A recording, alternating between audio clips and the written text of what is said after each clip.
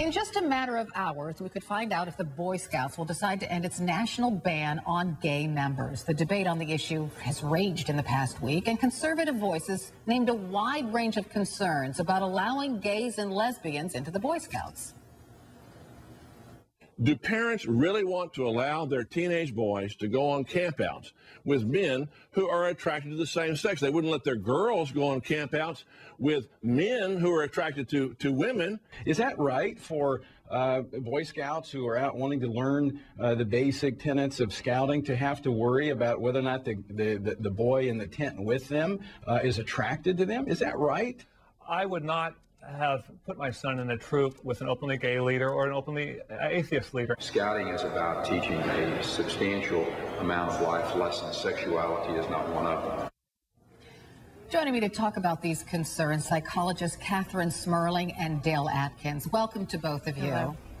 Thank you. Catherine, I want to start with you. When you hear these kinds of concerns, if someone were sitting on the couch, let's say, what would you say to them?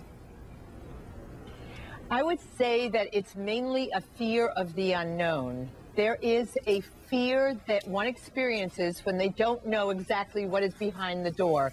You have to remember, Carol, that the Boy Scouts were founded in 1910, before women were allowed to vote, during the era of Teddy Roosevelt, when their motto, be prepared and be resilient and be ready for self-sufficiency, was appropriate for that time and age. And now we're in 2013, where we have world communication and where we talk about things that we did not talk about before, and there is an openness. I don't believe that sexuality has anything to do with your ability to be a leader, your ability to instill in young boys the idea that they should be self-sufficient and responsible and good citizens. Sexuality is aside from all of that. And I think that we have to understand the genesis of the Boy Scouts, where it came from, and where we are today. And Dale, what about the concern that a boy sleeping in a tent with another boy has to worry now that that boy might be attracted to him? You know, it's very interesting, and I want to just mention that I agree with what Dr. Smerling said. I really believe that there is this, when we're talking about children growing up, they go through their own sexual identity search, but we are not talking about sexuality, really, when we're talking about scouting. And what we're really talking about is teaching kids to be good leaders and to be ethical and to make good choices.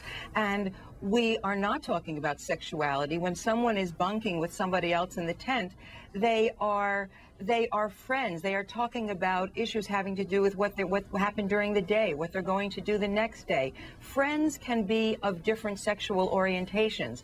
Boys and girls can be friends. They can be caring partners for each other as friends. I think that there is this fear that people believe that if someone is of a different sexual orientation, they are going to in some way be compromised. Their own sexuality is going to be compromised. And this just isn't the case. This just isn't proven by any research. Because that is a big fear, that if a child is exposed to homosexuality, that child might think to himself, well, maybe I'm gay too. Well, in our culture, many of us do feel that we are afraid of that which we don't know, as Dr. Smerling said. However, the issue is more about, well, maybe I am gay. This is a fear that a lot of kids have. It's actually not even a fear they have, although in our society we make it a fear. It's a questioning of who I am. And I think the questions really need to be discussed and really opened up with family members, and not with the Scouts. Children need to be able to have experiences with one another where they are learning about being good people, responsible people, ethical people, caring, trustworthy, and tolerant. And I'm concerned about what the straight kids are learning about exclusion of anybody rather than inclusion. Right. And Catherine, another concern. I want to get into this concern because I think this is important. Many conservatives, religious conservatives, say that they're worried that these gay scoutmasters are more likely to molest children than straight scoutmasters. I'm sure you've studied this issue, Catherine. What do you think? What is the truth? Well, there is no truth to that at all, because there used to be a feeling that if you were gay, if you were homosexual, that it was contagious. It was like a disease.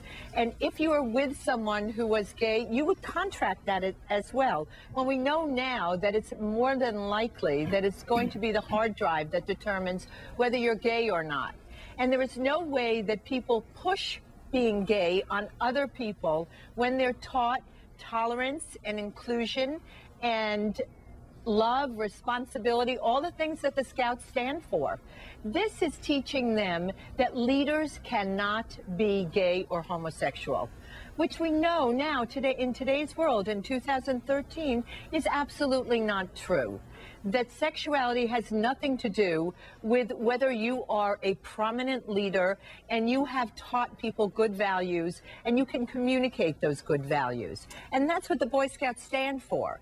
And they need to look at their genesis and the context of where they are today and where they were in 1910 when it was just started. Well, I appreciate the passionate conversation. I got to wrap this up. We'll see what the Boy Scouts do later today.